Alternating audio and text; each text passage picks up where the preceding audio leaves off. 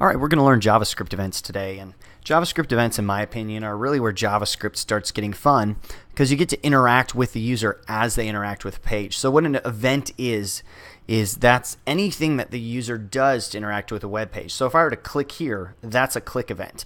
If I were to mouse over here, that's a mouse enter and a mouse leave event when I leave. So we can listen to these events. It's called listening to these events. And we can react and interact with the user. So let's kind of get into what these events are. I'm going to show you, I basically have this add numbers here. That's basically a paragraph with an input called num1 and an input with the ID of num2. And then we have a paragraph with the ID of add sum. So it's probably clear what we're going to be building here is whenever they change add 1 and add 2, we want to create the sum. Yay, sounds easy enough. So let's go ahead and build this out. If you remember from our prior lesson, we do selectors to actually grab an element. So let's actually get num1 here. Num1 equals document dot get elements by ID. And this is num-1. There we go. And let's get num2 as well. Num2. There we go. And let's go ahead and get sum while we're at it. Add sum is add sum. I believe that's add dash sum. Let's make check. Yep. Add dash sum. Okay, so we've gotten our elements here. And to add a listener, it's very simple. You just take your element and do add event listener. And then your first argument is the name of the event. So let's do a click event. And then this function will fire or execute every time that event takes place. So let's just console log hi. There we go. I have live reload going, so this just refresh. So now when I click, it console logs hi. There you go. You can see it going. Let's actually make it alert hi here. Hi. Hi. Okay, let's do some other events here. Let's do a mouse enter. So now whenever I enter it, hi. Hi. Okay, how about a mouse leave? So I'm in and I left, and then I get the hi. Some other events are focus, and that's going to be whenever I focus on it. There we go. That's a focus event. And now I can't get away. And then a blur event. Not blue. Blur event is going to be whenever I leave that element. Let's see if I can get out of here. Okay. Some of those events are actually tricky to get out of when you're doing alerts. So there's a focus, and let's blur. Blur, hi. There we go. So here's kind of a list of events. I got click, mouse enter, mouse leave. Mouse down is when your mouse clicks down. Mouse up is when you let it back up. A click is when the browser actually registers that you clicked. Because, you know, if you hold it down real long and then you let go, that's not going to register as a click. So click is only when it's fast enough to be a click.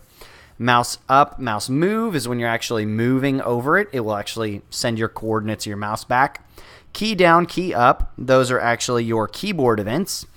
Blur and focus, we already covered them. Here's your full list of events, which I'll include in the description. As you can see, there are a lot of them. The ones you'll probably want to focus on are the mouse events. Some of these are called mouse events.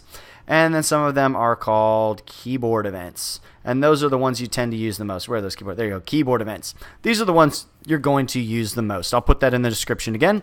And let's actually get into building this little addition program.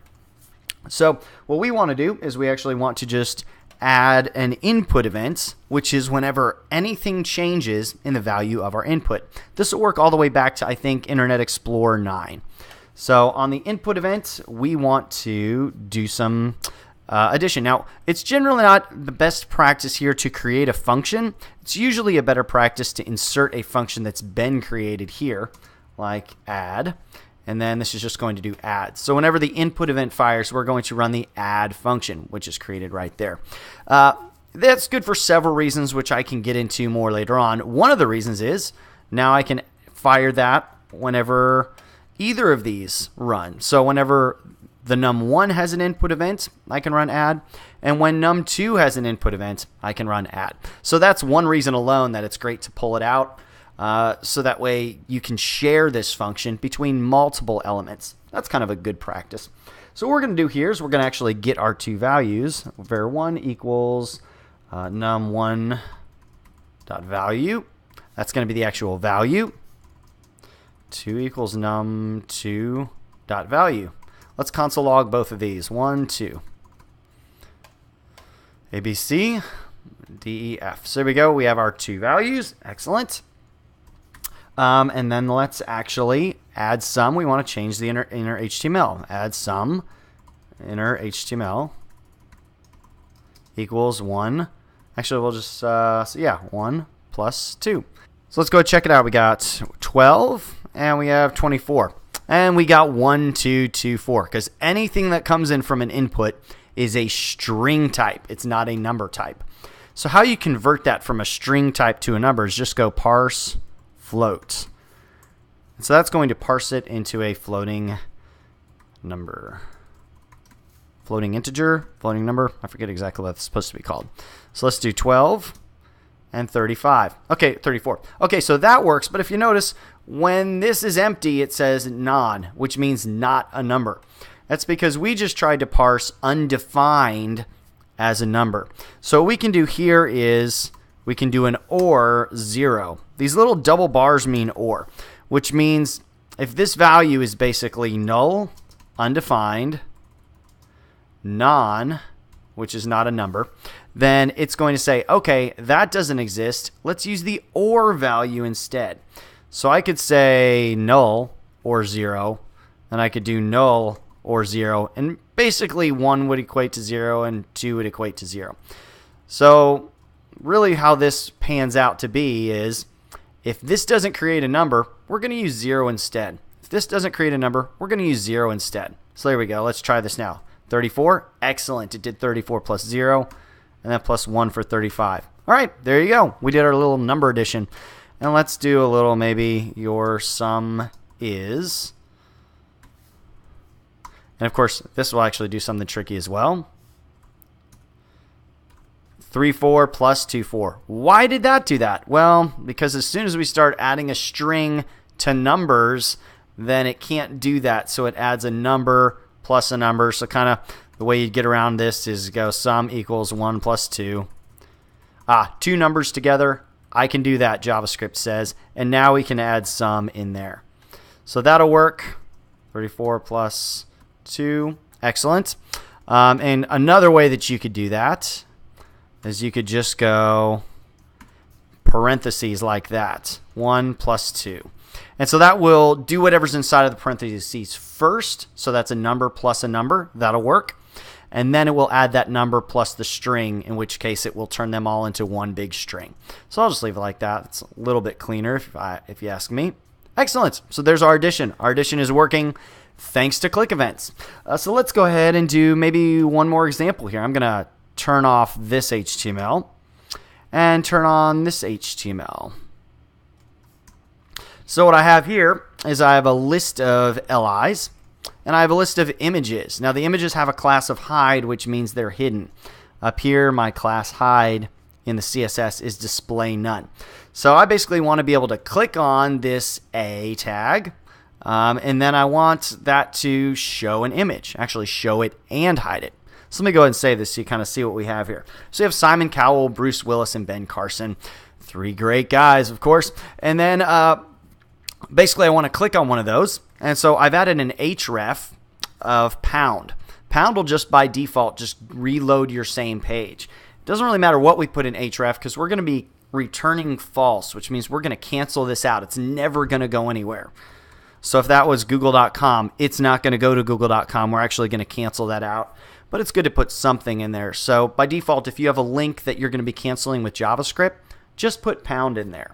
So we have ID of Simon, ID of Bruce, ID of Ben, and then our images we want to toggle are Simon pick, Bruce pick, and Ben pick. Okay, let's go ahead and build this out. Let's get rid of this JavaScript.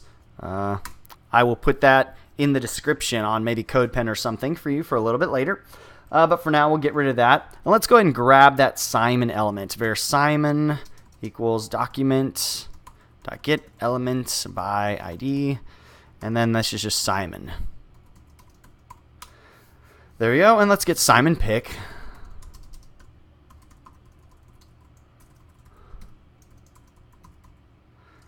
Simon dash pick, I believe. Yeah. There we go. So when Simon is going to get an event listener, click function. So whenever Simon gets clicked, we're going to run this function. If Simon pick class name, so if it has the hide class, then we're going to remove it. Dot class name equals, there we go. So basically, if it has a class name hide, we're going to remove it. So let's go and click. Hey, there he is. And then else, we're going to put it back on. So there we go. Now it's going to toggle. There he is. There he isn't. Okay, excellent. So now let's do the same thing for Bruce Willis and Ben Carson, and then we'll make this app a little bit cleaner. So let's get everything that says Simon and change it to Bruce. I'm using Sublime Text, multiple cursors here. Sublime Text and a lot of text editors have this Control D or Apple D or Command D, I guess. That's going to automatically select all the same stuff so I can change it, which is awesome. And we got Ben Carson. So Simon did that. Let's do Bruce. Let's find everything in here that's called Simon. Bruce. It just makes it so much faster to do this stuff. And then Ben. There we go. We should have all three. Simon, Bruce, Ben. Let's see what happens if I click a couple of them. Yeah, now they're both showing. That's something we can deal with a little later. Okay, so all three of them are in here, but I don't like this for a lot of reasons. One, this is a lot of almost identical code. There's this thing that coders talk about all the time called dry code. Don't repeat yourself. I almost said do not. Don't repeat yourself. DRY, dry code. This is not dry code because there's all this repeating. This is basically exactly the same thing as this, which is basically the exact same thing as this. That's a really bad idea. So we actually want to find a way that we can share all this. So let's go ahead and create a new function here. I'm just going to go ahead and mute you guys out. And let's actually do a new function. So add event listener. I'm just going to actually copy you. Let's get one function that everybody can share, that everybody can use. We'll call it pick link. There you go. So now Simon can listen to that, and Bruce can listen to that, and Ben can listen to this. Excellent. So now pick link can kind of do all of this at once. I'm going to go ahead and scroll down. There you go. Get you guys some space up there. Pick link. And then what we're going to do here is we're actually going to get it. One thing that's interesting about an event listener, let me go ahead and just console log this for you. Basically, when we start sharing stuff, we don't know who got clicked on. So we don't know if we clicked on Simon, Bruce, or Ben when we fire this function. So we have to look that up based off of this. This will be the element that got clicked. So this will be Simon if you clicked on Simon. The value of this will be Bruce if you clicked on Bruce. Well, here, I'll just console log it so you can see. There we go. So this is my A for Simon. If I click on Bruce, then I'm console logging this. Then that's going to be Bruce Willis. B is going to be Ben Carson. So what I've done here is you'll notice I've added this data-img attribute. So you're free to use with HTML 4 or 5 data- anything you want. So I just called it img because this is going to be the ID of the image that I want to toggle when I click on Simon. You'll notice that this has the ID of Simon pick. And so basically when I click on this link, I want to toggle Simon click. So I added data image of Simon click, data image of Bruce pick, Simon pick, data image of Ben pick. So I'm actually going to snatch that out. So here's kind of how that'll work. I'll go var pick. Instead of before, I was automatically looking at Simon pick, Bruce pick, or Ben pick. Well, now I don't know which pick it is. So it's just going to be var pick equals document.getElements by ID. And I actually want to snatch the attribute out of there. So var pick ID equals this.attributes. So this, again, is my A link that got clicked on. And I want to look at my attributes list, and I want to grab data-img. img. So I can't go data-img. That's bad syntax. That's going to, it's data minus img. So there's another way that you can access attributes is I can do this. And so that's going to be the data img. So I can also do this, attributes. Basically, you can use it to access any value you want. So I don't need to do that for attributes. I can do the cleaner version, which is this way. This dot attributes dot data img is basically what I'm doing, dot value. So I'm going to get the value out of the data img attribute. And so pick ID, let's go ahead console log pick ID. Make sure I got this running right. So there you go. Simon pick is the ID I'm getting, Bruce pick, and Ben pick. Awesome. So now I just have to do pick ID. So I'm getting my element. This is the pick that I want to show. And now I just have to kind of copy and paste this code here. Let's copy and paste this. Get rid of my comments. Maybe toggle it over a little bit.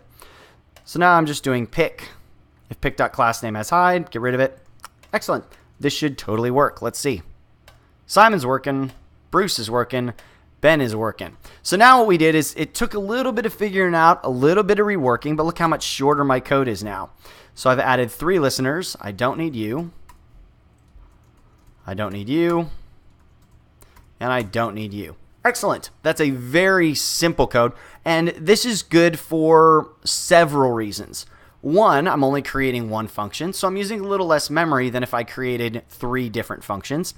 And now any future functionality I want to add into my program, it's all I have to do is change this one function and all 3 of them will get the results. So remember that problem I had earlier where if I click on several, I see them all? Well, what I want to do is I actually want to hide every image. I want to actually hide every image that's in existence on the page first, and then I want to show everything. So I'm going to go document dot query selector all image. There we go. And then I would basically loop through that. I could go var image all images. And then I could loop through all images, and I could tell each image to have a class of hide.